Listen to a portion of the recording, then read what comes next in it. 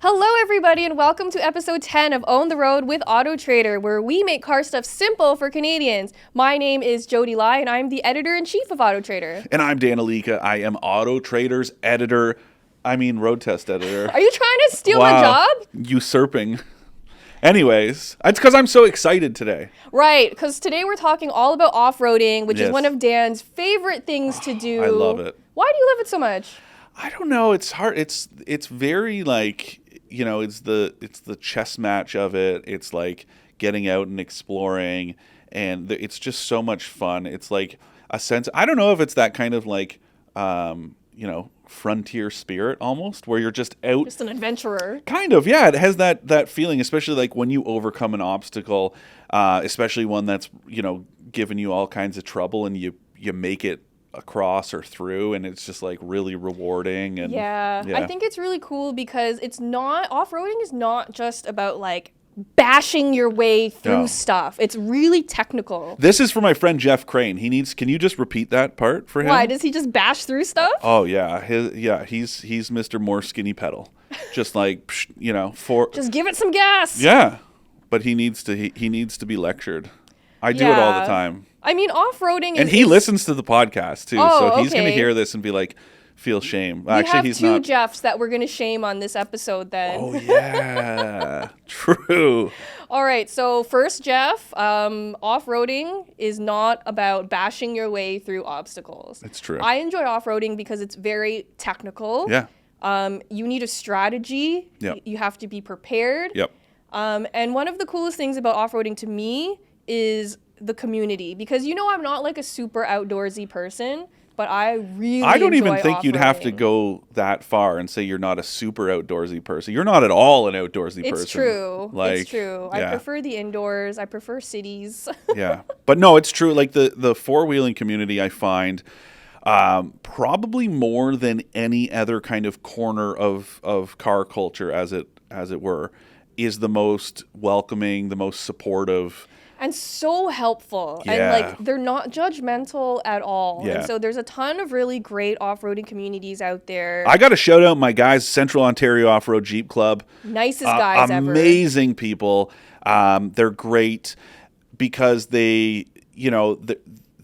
I remember going out and it was like at people that were in, forerunners and stuff like that, and there was no like vehicle discrimination, they're like so a to Jeep speak. Group, but you don't have to be a Jeep driver to be part of their group. They're great ambassadors of off-roading and of like that kind of scene. Yeah. And yeah, it's really cool. So, and even the Overlanding North people that we spoke to in an earlier episode, I just love these communities because if you're new, or even if you've been off-roading for a really long time and you find yourself stuck and you need help, these Facebook groups have like forums. You could just drop a message like, hey, I'm stuck here. I need some help. Yes. And within like 10 minutes, somebody will come to your rescue. And that's just the type of community that the off-roaders kind of foster. And I really love that aspect of off-roading. Yeah, and also like, the Ontario Federation of Four-Wheel Drive. Like the other cool thing about groups like the Central Ontario Off-Road Jeep Club is that they're part of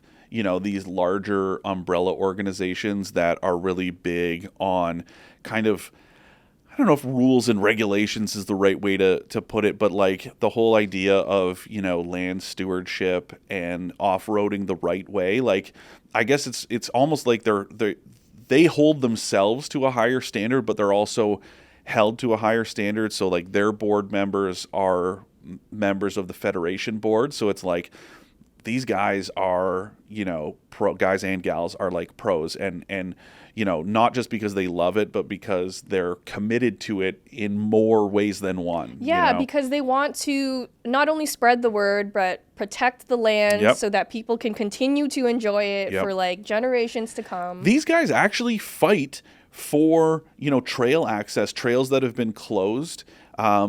These are the people that end up, going, taking the fight to whomever it may be, whether it's like the municipalities or the regions or even landowners that have previously allowed access on their property and then have taken it away. These are the ones the groups that'll go to them and kind of strike a deal to keep those trails open. They're also the ones doing like trail cleanup. And when I went, that was something for me that it was like we were out. So the first time I hung out with them, I had the Jeep Wrangler Rubicon 4xe, so the plug-in hybrid version.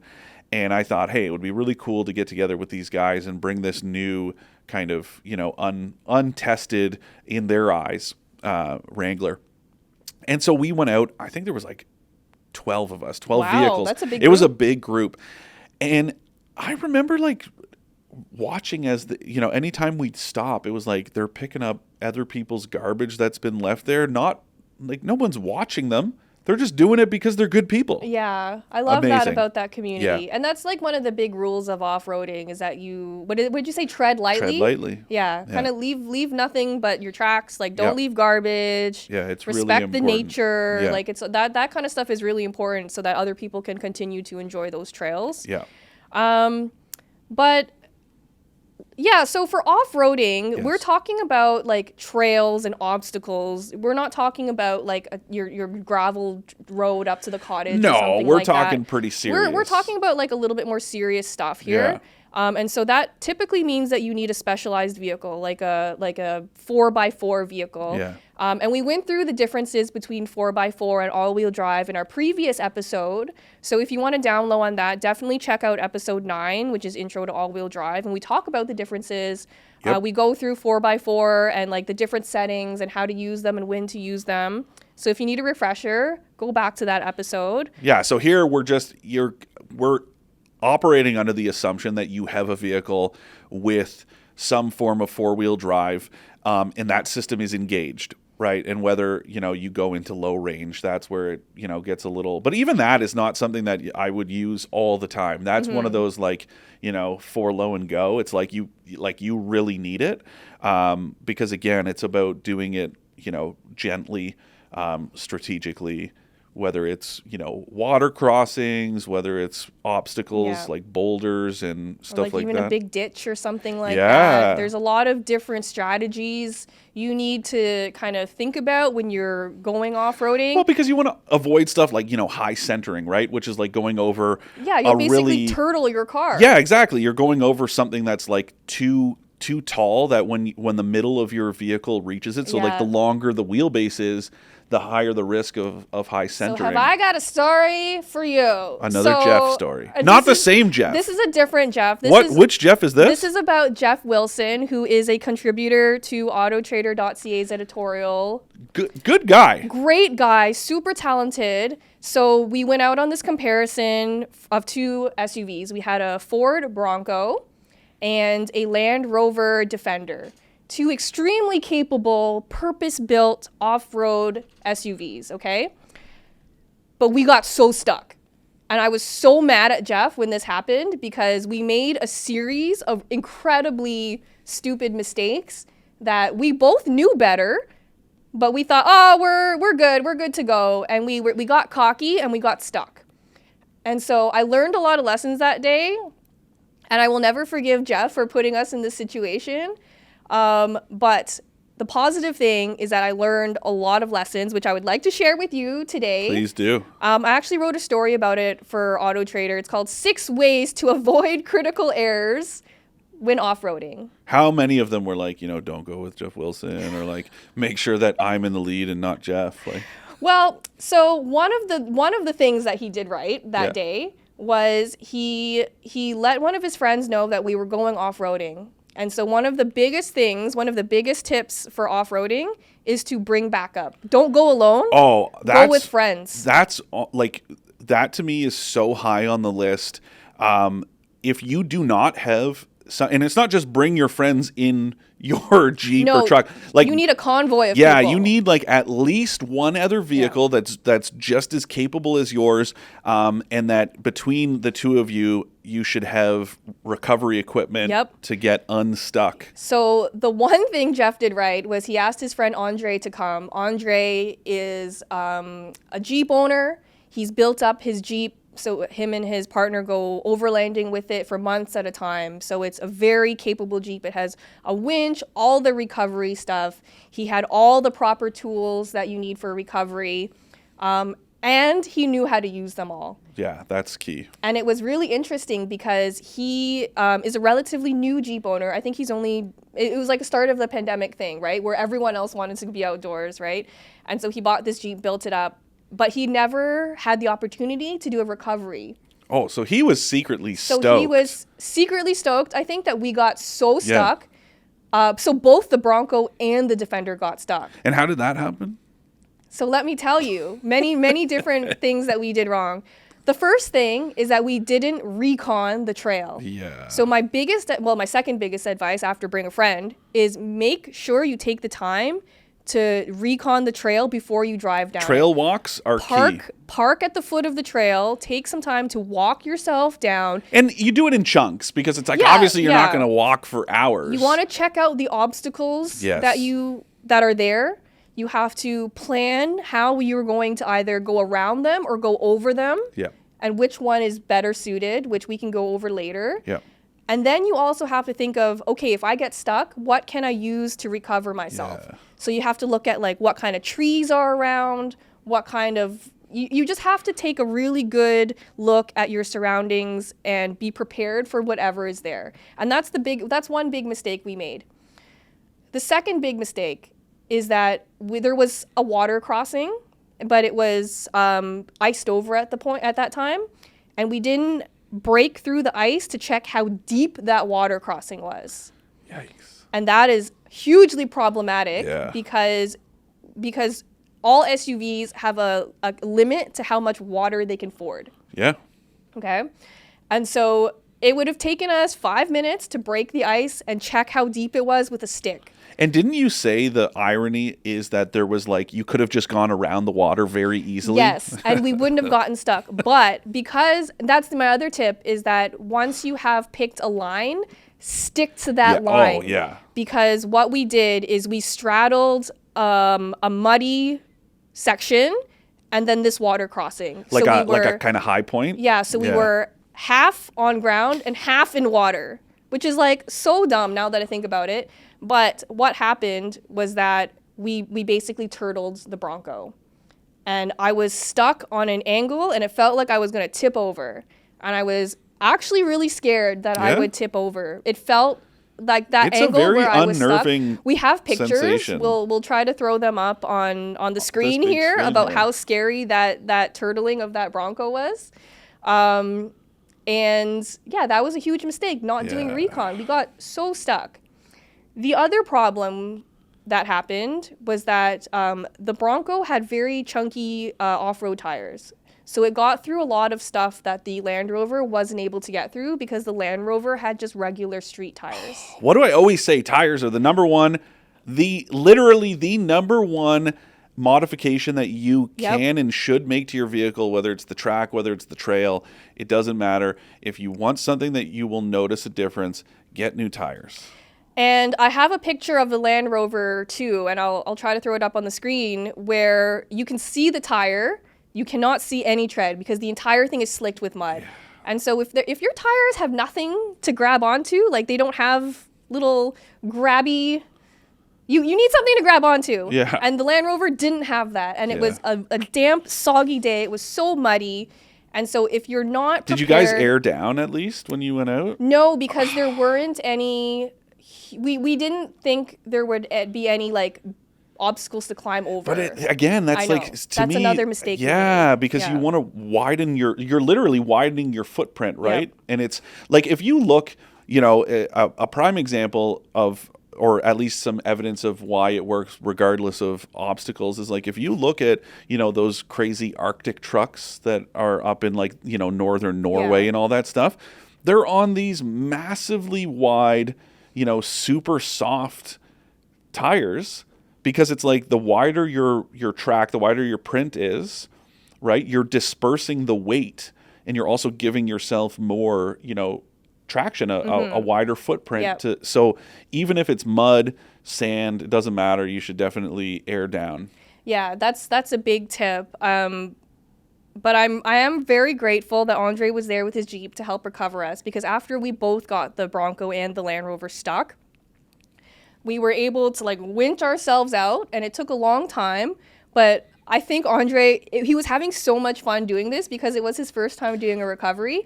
And I'm so grateful for him because he had done all the research. Like he said, I've spent literally like hours and days watching YouTube videos on how to do a proper off-road recovery. And because he was prepared with that knowledge, he saved our butts. That, like they have that, their people drive around with their Jeeps with like those spare tire covers that say like, it's a Jeep thing. Maybe we need to get special ones made up that it's a Jeff thing. It's a Jeff thing. For Jeff Crane and for Jeff Wilson. It's true. Off-roading with them. And so the other thing that Andre did really well, besides having all of the recovery gear, was he had tools. So he had like, for example, a handsaw, which we needed to break down some branches to get better access to like a big, thick tree stump that we could use to winch ourselves out. And as a last resort, you don't want to do that unless it's absolutely necessary, but having that saw saved our butts. Having tools, the Land Rover had to access the recovery hooks. Yeah. You had to take off this plastic bit.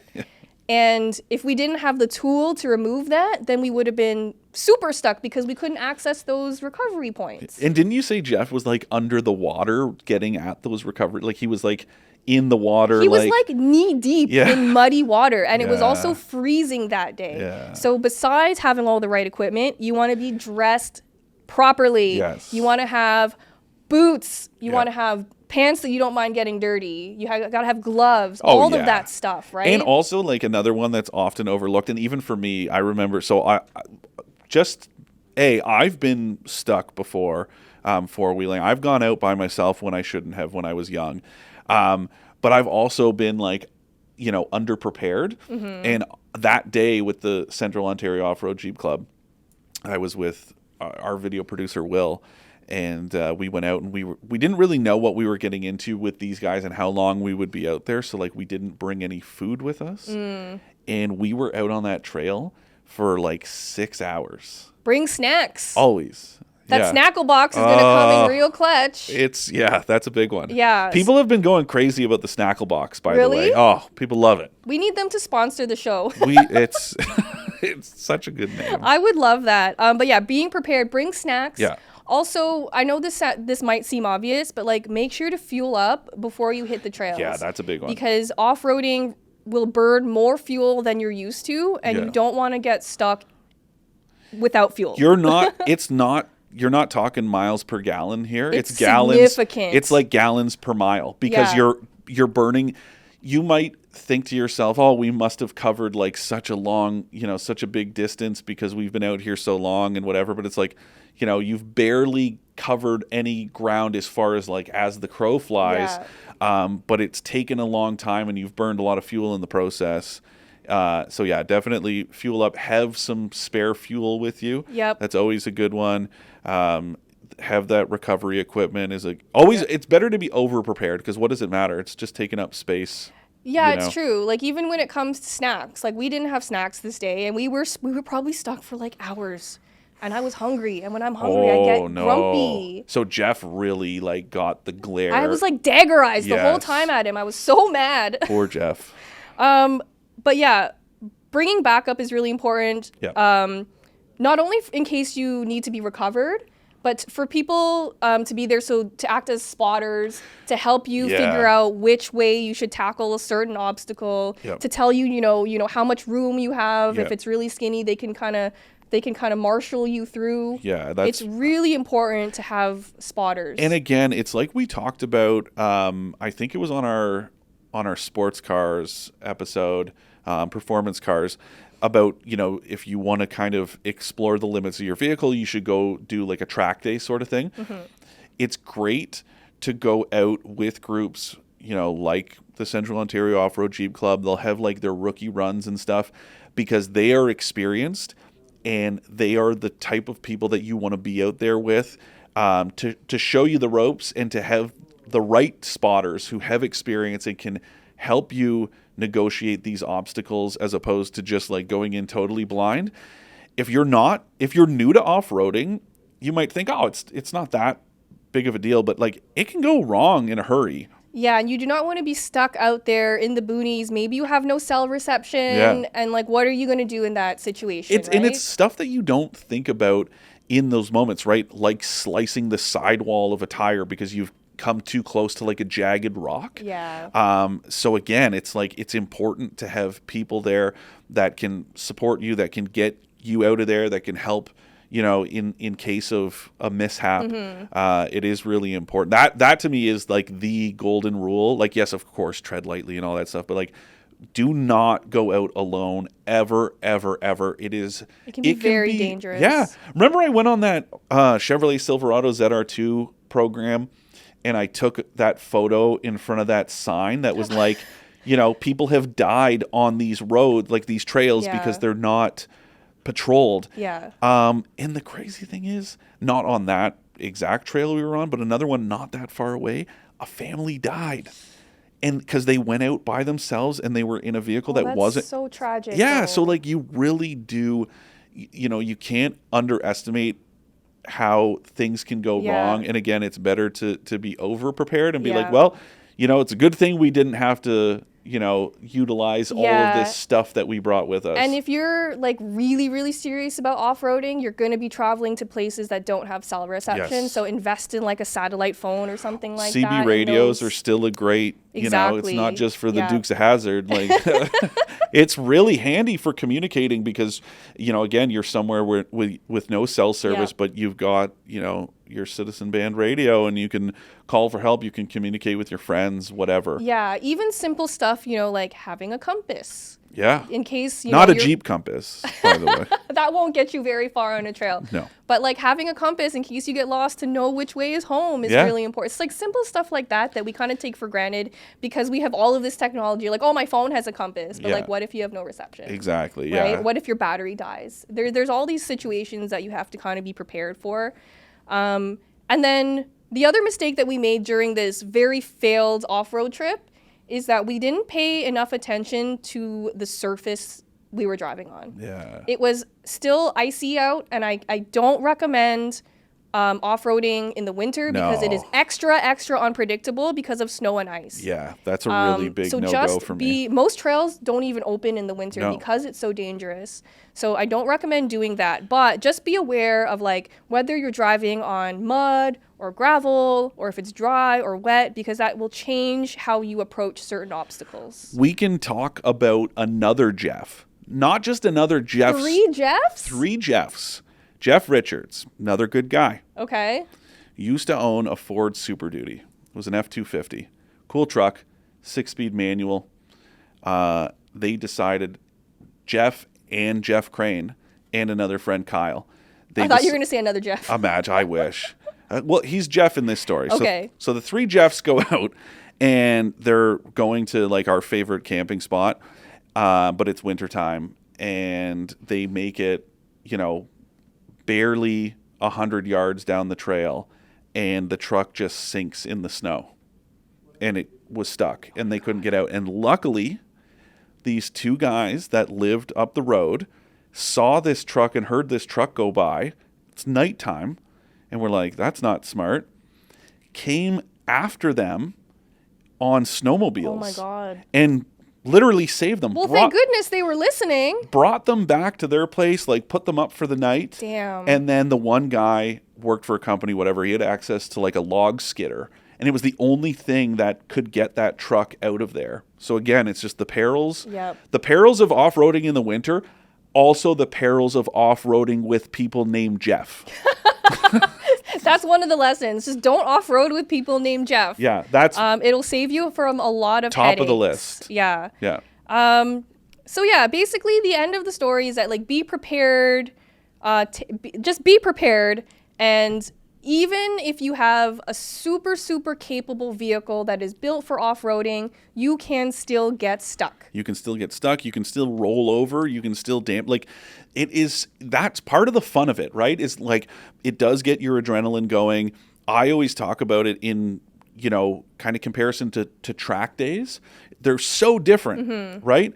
From even just from a speed perspective, You're going so slow. You're crawling. But it to me is equally, if not more enjoyable and satisfying than a track day. I've been lucky to have, lots of experience doing both.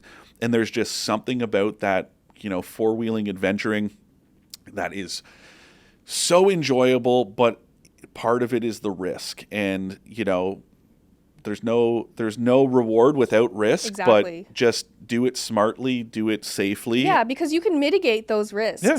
If you're prepared, you can overcome those risks and you'll feel amazing after. Yes. So just be prepared.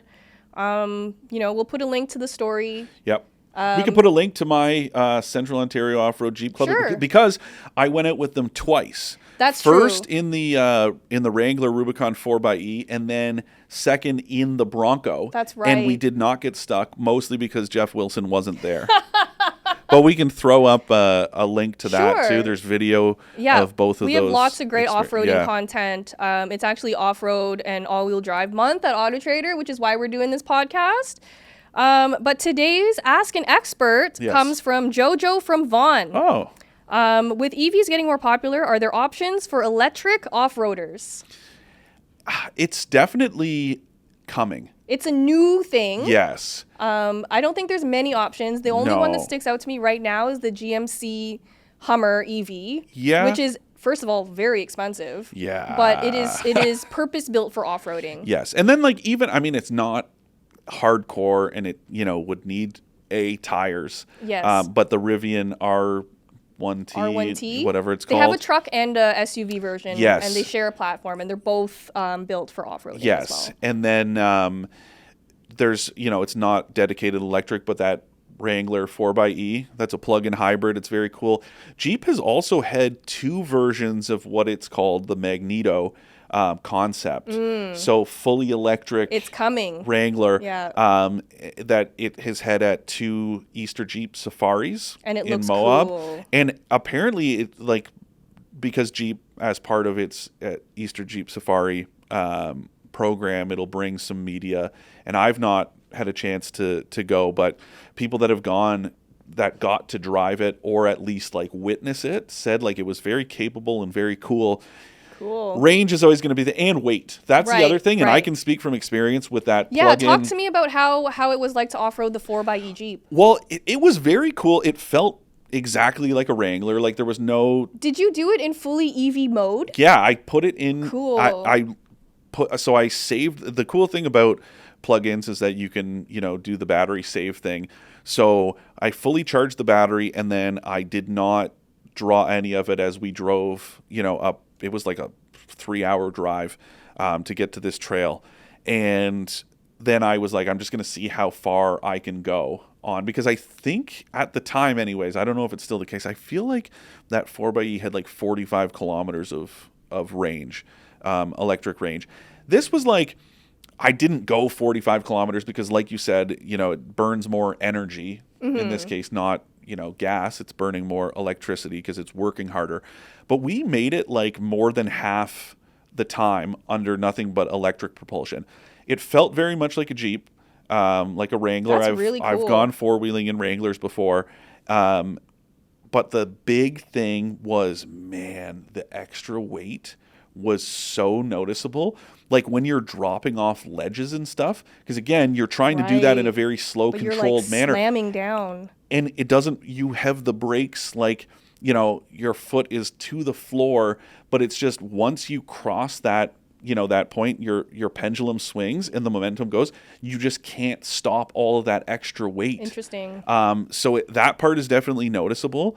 Thank God it had rock sliders on it because we were coming down pretty hard on some of these rocks. But it made me, optimistic about the future of electric off-roading. And it also is it's a unique sensation. Because it's so quiet. Yes.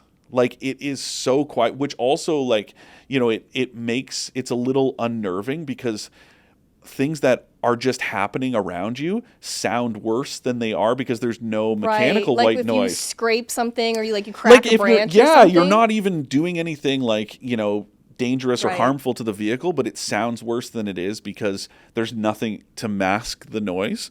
But yeah, it was a very cool experience to get out there. You guys can go to the AutoTrader YouTube channel. Like and subscribe. Like and subscribe. Watch that video. It was very cool. Cameo from those Jeep Club members. And yeah, get out there, explore, but do it safely and smartly. And be prepared. Yes. Thank you, Jojo, for your question. If you have questions, you can email us at expert@trader.ca. We would love to help you out with any car-related or personal questions you might have. But till next time, thank you so much for joining Own the Road with AutoTrader. We'll see you next time. See you guys.